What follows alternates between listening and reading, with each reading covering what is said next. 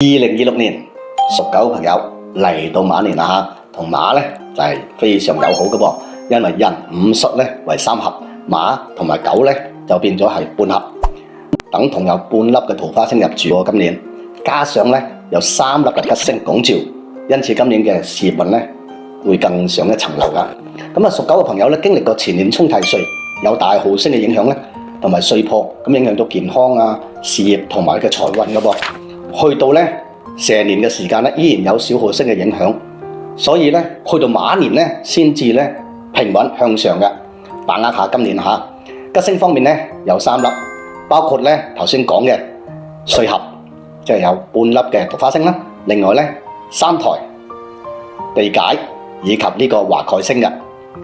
空星方面嘅能量都唔細嘅，包括有咩咧五鬼、官符同埋披頭嘅。事業同埋財運方面咧，屬狗嘅朋友咧會比前2年咧有大幅嘅提高嘅，因為有3台星嘅影響，你嘅地位都有所提升嘅，所以咧喺事業上咧會更上一層樓。再加上歲合咧有半粒嘅桃花星，你嘅人緣桃花方面咧其實都有進步嘅，係唔錯嘅人際關係方面。加上有地解星，遇到一啲麻煩都好啦，都可以輕鬆化解嘅噃。華蓋星係一個宗教嘅星，但係對藝術創作咧係特別有靈感嘅。華蓋星呢粒星咧都要注意啦，因為佢係宗教嘅星啊，有時咧會高峰獨賞啊，比較清高啲嘅啊。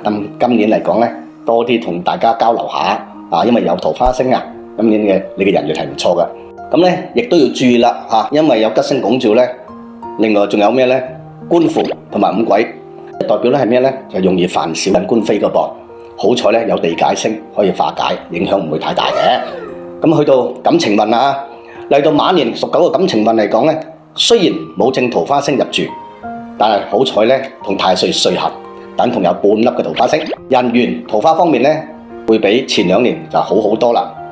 不妨喺東南位咧擺一盆桃花或者係富貴竹，咁有利於你嘅事業同埋人緣方面嘅噃。健康運方面啦，今年咧經歷到2年比較弱啲嘅啦，今年咧其實都要注意啲啦，有五鬼、披頭同埋呢個官符。當然咧，官符係主要係官非小人啦。咁五鬼星同埋呢個披頭咧會有家宅運同埋自身嘅一啲唔好。今年咧要注意啦，有五鬼同埋披頭，咁咧都對自己嘅小病小痛咧梗有啲同埋家宅運嘅問題㗎。整體咧就唔會太差嘅。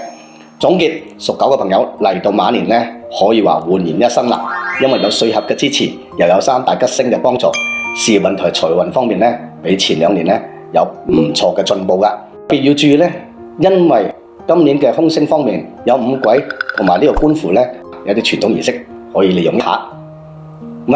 最後祝福屬狗嘅朋友咧喺馬年事業步步高升，人緣好合，萬事如意，一齊嚟接福啦！記得點讚關注哦。